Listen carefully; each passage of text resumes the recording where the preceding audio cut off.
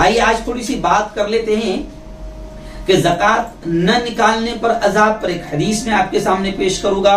زکوٰۃ کا مقصد، زکوٰۃ کے معنی کیا ہے، اور زکوٰۃ کا حکم اور صاحب نصاب کسے کہتے ہیں، اور کن چیزوں پر زکوٰۃ ہے، تھوڑی سی اس پر میں بات کر لیتا ہوں.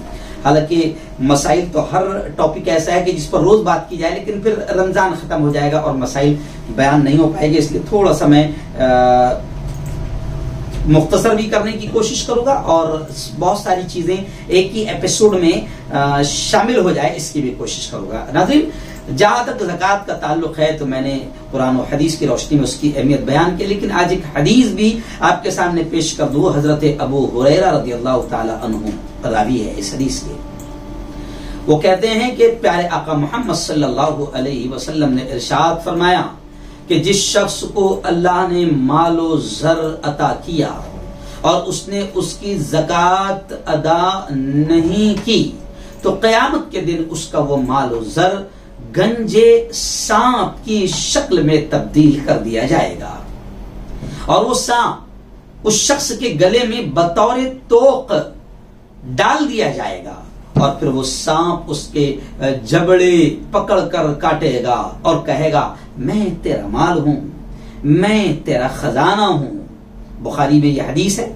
اور سانپ جو انتہائی، وہ جو گنجا سانپ ہے جو انتہائی زہریلا ہوتا ہے، اس کے زہر کی شدت کی وجہ سے اس کے سر کے بال جھڑ جاتے ہیں، جس کی وجہ سے وہ گنجا ہوتا ہے. پیارے آقا صلی اللہ علیہ وسلم نے فرمایا کہ زکوٰۃ نہ نکالنے پر یہ عذاب دیا جائے گا. اور قرآن کی وہ آیت بھی میں نے آپ کے سامنے تفصیلی بیان کیا تھا کہ اللہ مال کو، جس مال سے انسان محبت کرتا ہے، اللہ اس مال کو جہنم کی آگ میں ڈال کر تپائے گا، اور پھر وہ جب مال انگارا بن جائے گا، تپ جائے گا، تو اس مال کو اللہ رب العزت اس کے ذریعے سے یوم یحمى علیہا فی نار جہنم فتقوی بہا جباہہم وجنوبہم وظہورہم، اللہ کہتا ہے کہ پھر اس سے ان کی پیٹوں کو، ان کے پہلوؤں کو، ان کے بازوؤں کو داغا جائے گا اور کہا جائے گا ھذا ما کنزتم، یہ لو، یہی وہ تمہارا خزانہ ہے جس سے تم بڑی محبت کیا کرتے تھے، اس پر زکوٰۃ بھی نہیں دیتے تھے، اللہ کے بندوں کا حق بھی ادا نہیں کرتے تھے. تو زکوٰۃ نہ دینا بڑی خطرناک بات ہے. اور یہ بھی یاد رکھیں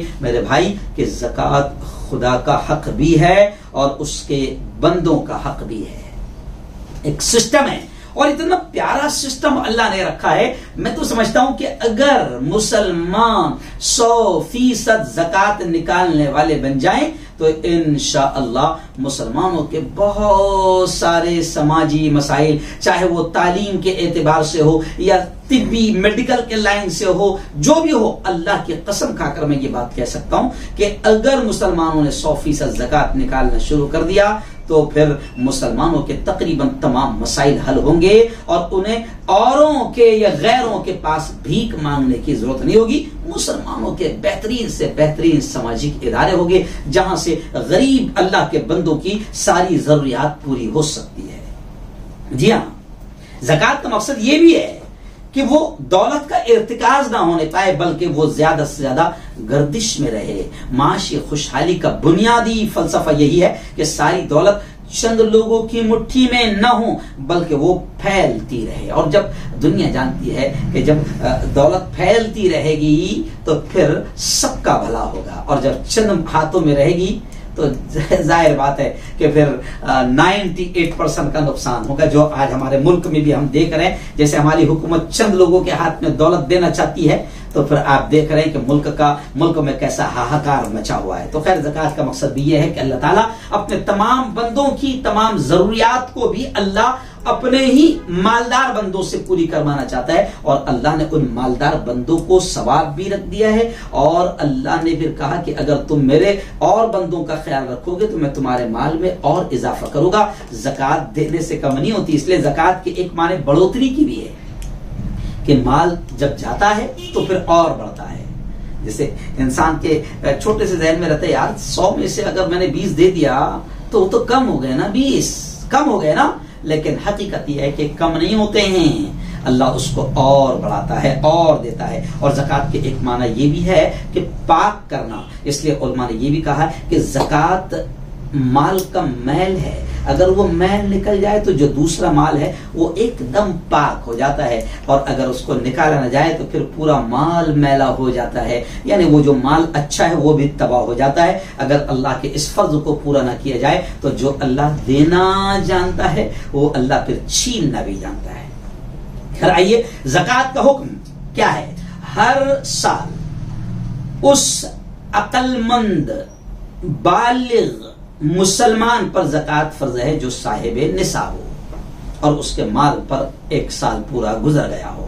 اور یاد رکھے کہ زکوٰۃ کی فرضیت کا انکار کرنے والا کافر ہے، اور فرض جانتے ہوئے بھی اس کا حق ادا نہ کرنے والا، زکوٰۃ نہ دینے والا، یہ فاسق ہے اور سخت گناہگار ہے، اور اسلامی حکومت اگر ہو تو ایسے شخص کو باقاعدہ سزا دی جائے گی۔ جیسا کہ حضرت ابوبکر صدیق رضی اللہ تعالی عنہ کا وہ پورا واقعہ سامنے آتا ہے کہ حضرت ابوبکر صدیق نے تلوار کھینچ لی اور کہا کہ میں ان لوگوں سے بھی جنگ کروں گا جو نبی کے زمانے میں ایک رسی بھی اگر زکوٰۃ ادا کرتے تھے دیتے تھے، اور اب وہ زکوٰۃ دینے سے انکار کر رہے ہیں۔ اتنا سختی سے نپٹا جائے گا اگر اسلامی حکومت ہو۔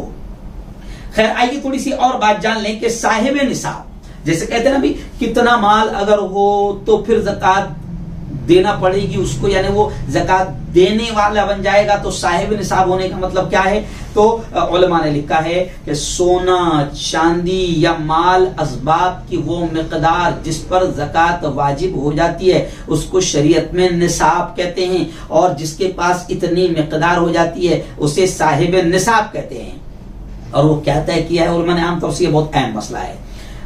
جیسے پرانے زمانے سے جو بات چلی آ رہی ہے کہ کسی کے پاس اگر 52.5 تولہ چاندی یا 52.5 تولہ چاندی یا پھر 7.5 تولہ سونا ہو تو اب اس پر زکوٰۃ واجب ہو جائے گی اور اس کو زکوٰۃ نکالنی ہوگی۔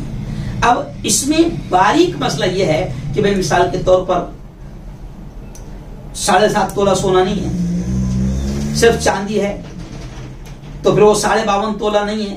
اور بھی اس کا خلاصہ کیا ہے؟ تو شارٹلی زیادہ تفصیل میں نہ پڑھتے ہوئے آپ کو بتا دوں کہ علماء نے لکھا ہے کہ صرف سونے کا مسئلہ ہی نہیں دیکھا جائے گا، کیونکہ سونا 7.5 تولہ سونا تو آج کے دور میں کم سے کم 3.5 سے 4 لاکھ کا ہو رہا ہے۔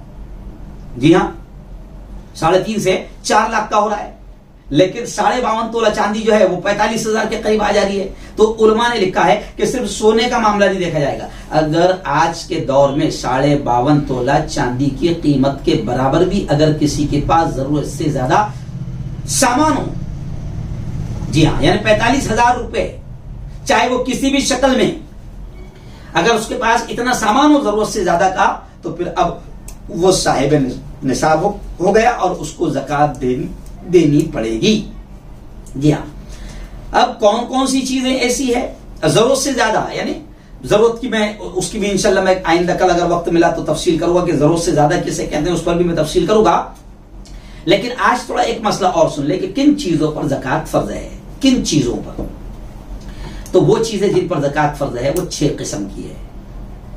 چاندی، سونا اور ان کی بنی ہوئی تمام چیزیں، مثلا زیورات، سکے وغیرہ، جی ہاں، برتن وغیرہ، چاندی کے برتن بھی پہلے لوگ کھاتے تھے۔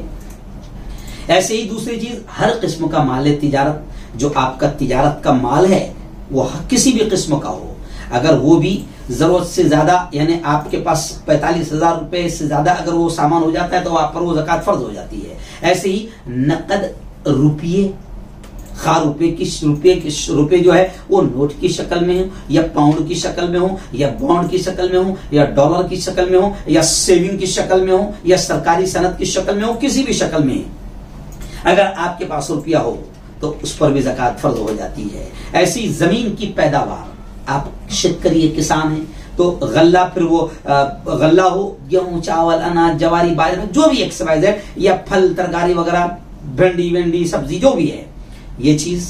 5ویں مویشی، جانور، بکریاں وغیرہ ہے، اونٹ ہے، بیل ہے، بھینسیں ہیں، مویشی جو تجارت کی غرض سے پالے جائیں ہیں یا نسل بڑھانے یا دودھ حاصل کرنے کی غرض سے رکھے جائے، اگر ان میں تجارت کی نیت ہے تو پھر ان پر بھی زکوٰۃ واجب ہوگی، ان پر بھی زکوٰۃ دینا پڑے گی۔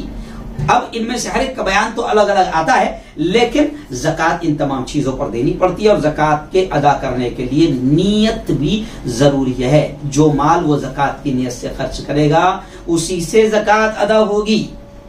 اگر بغیر نیت کے بہت سارا مال خرچ کر دیا تو اس سے زکوٰۃ ادا نہیں ہوگی۔